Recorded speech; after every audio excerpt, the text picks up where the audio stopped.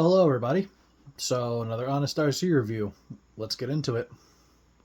Now, no, this does not look stock at all because this is a complete custom build off of a stock chassis. However, it is still a Tamiya Grasshopper. Well, it started out life as a rundown Grasshopper sporting a really cool old school body that you can't find anymore. This body in particular, the Parma Stinger. Now, this is the body that was on it when I got it, and all I did was kind of clean it up because it was already pre-painted, and I think it looks awesome as is. So I just threw some stickers on there, cleaned it up, and now it's just getting dusty because I don't use it anymore because I've got that. But this Grasshopper is sporting the basic Tamiya wheels and tires. I believe these were off of a different buggy. I'm not exactly sure. I got them with the truck. They were on wheels and they were just sitting there. So those are the wheels and tires that I got with it. But I know that these are the stock wheels, and I believe these are the stock tires that come on the Grasshopper and the Hornet to begin with. Other than, I think these tires came off of the Baja Champ, maybe, or what the hell is the other, the Fast Attack vehicle, I think. I'm not 100% sure. Like I said, these aren't the stock tires that come on them when you buy them, but these are Tamiya tires, and they came with it, so I just left them on there because I like the way they look. Now, when I got this thing, it was a mess. It was filthy. Had stock servos from the 80s because this is an original 80s chassis. The servos were junk. The receiver that was in it was junk. Not including the fact that I didn't have a remote that would work with it.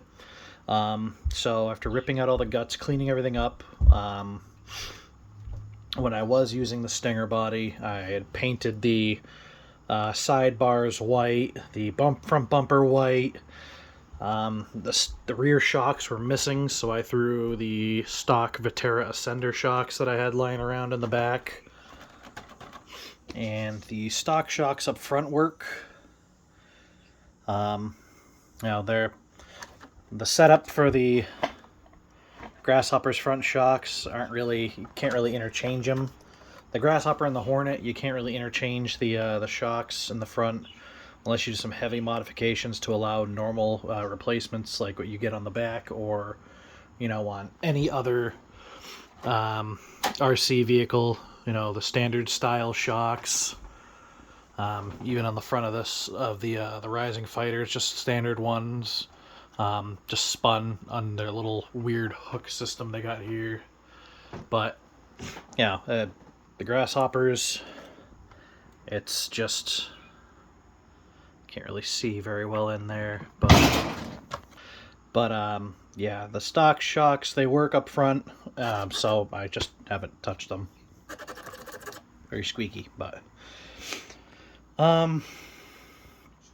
overall, the chassis, the Grasshopper and Hornet, they haven't really changed much, and they still sell them, so parts are relatively cheap. They're easy to work on. Very easy to work on. It's very simple to undo everything in here. I mean, the front suspension arms are, it's 3 screws that hold those in place, and that's it. Take those 3 off and that whole setup comes out. The steering linkage is pretty flimsy. It's actually very flimsy. It was one of my biggest complaints on the Rising Fighter.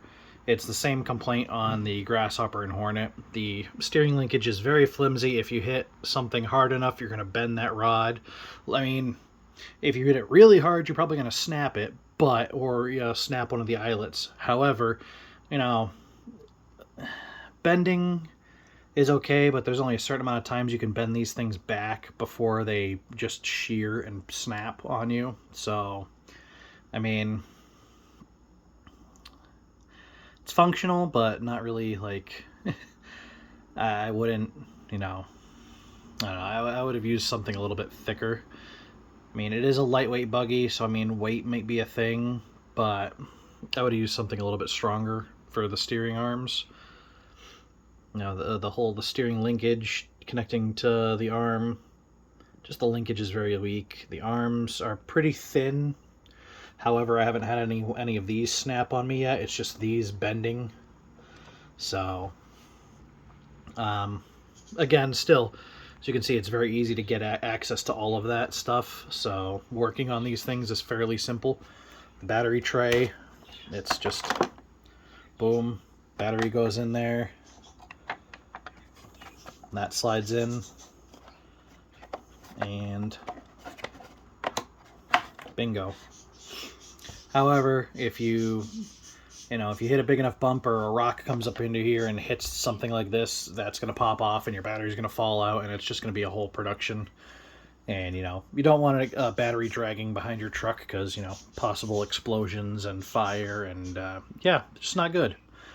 Thankfully, on later models, they fixed that with some pins, like on the Rising Fighter there, pins.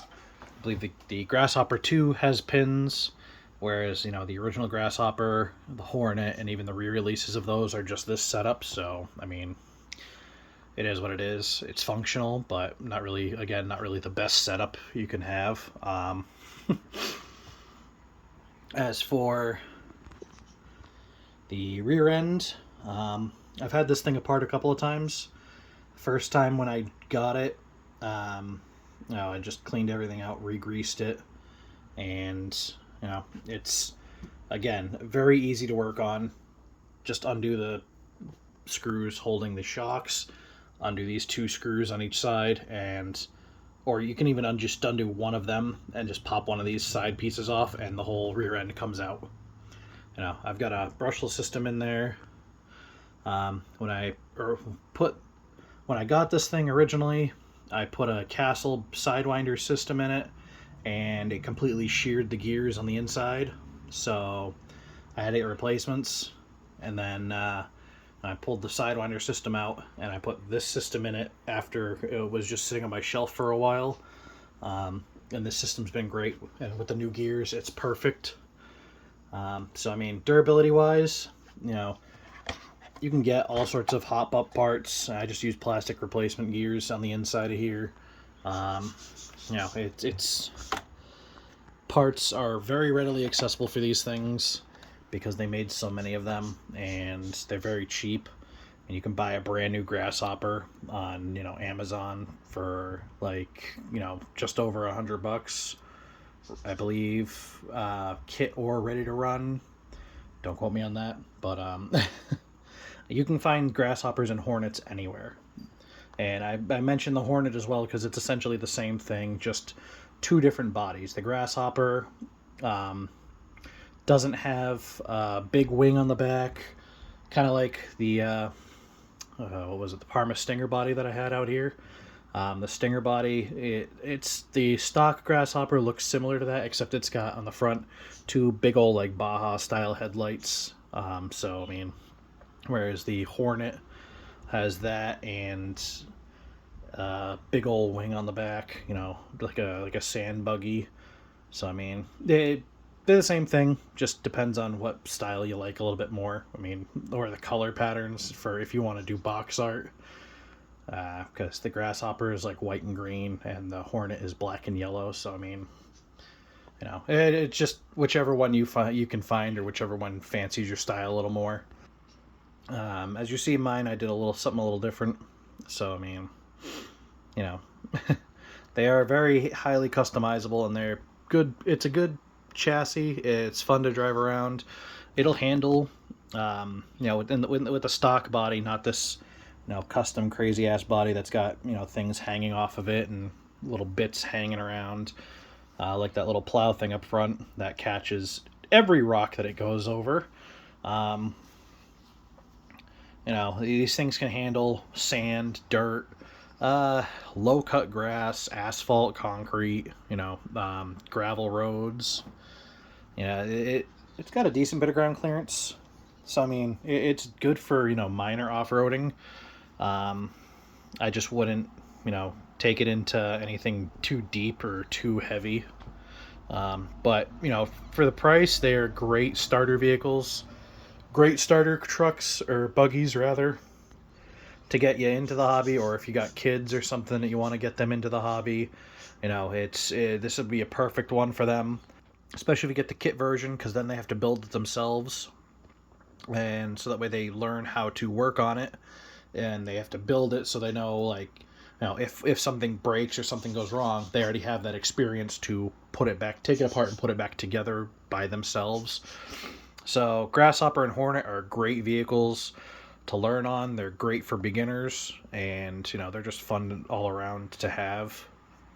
um, you know, and they can handle brushless. I run, like I've said in many of my other videos, I run all my trucks on 2-cell brushless. So I think I've only got 2 trucks over here that are brushed, and that would be the Outlaw and the Toyota. Everything else is brushless or nitro. So I mean, oh, and the my original Big Bear back there, that's also brushed. Everything else is brushless or nitro. So I mean, and I run everything on 2-cell. And if you have new gears in the rear end of these things, they can handle 2-cell and brushless. I think I've got a, what size? I got a 3900 kV system in this thing. So yeah, it's fairly fast, and the rear end holds up. It's held up for quite a while. So um, it will handle, some light bashing and just some fun buzzing around sand and, gravel pits, sand pits. And it's a great time. Overall, I'd probably have to give the Grasshopper and Hornet a solid 7 out of 10 rating, because they're cheap, they're readily available, parts are so easy to come by, parts are cheap, and they're easy to work on, and they're just fun. However, the very few design flaws, like that battery tray and the steering linkage being a little weak, and the front suspension not being very interchangeable unless you do some heavy modifications. But other than that, it's a great chassis, and they're a whole lot of fun to drive around and have fun with. So, and you can customize the hell out of them and do all sorts of crazy builds. I've seen people put truck bodies on them, turn them into monster trucks. Um, I've seen people make lowered drift cars out of them. I've seen people make, just some of the craziest builds. And I mean, I've got my Death Race inspired Camaro here. So I mean, you can do quite a bit with these chassis, and they'll handle it, as long as you're good with a little bit of cutting, a little bit of welding, or a little bit of custom fabrication on parts. You can do pretty much whatever you want with these things. I mean, I made custom body mounts that end up acting as floor pans, and it works real well. So 7 out of 10 for the price. You really can't go wrong with one of these, and they're just great fun. And yeah, once again, my assistant is in the way. So thanks for sticking around to the end of the video. Get your butt out of my face. Thanks for sticking around to the end of the video. If you like this kind of content, feel free to subscribe and like, and comment down below if Grasshopper or a Hornet sounds like a bit of fun. If you have any questions, feel free to ask in the comments, or reach out on any of the social medias that'll be linked in the description below. If you have any questions, specific questions about any of the other trucks or any of the other RCs in the collection, let me know. Reach out on any of the ways that I've mentioned that you can get a hold of me, and I'll do something more in-depth if that's what you like. And feel free to hang out, follow along for more, and stay tuned for my newer videos as they keep coming. Have a good day, everybody.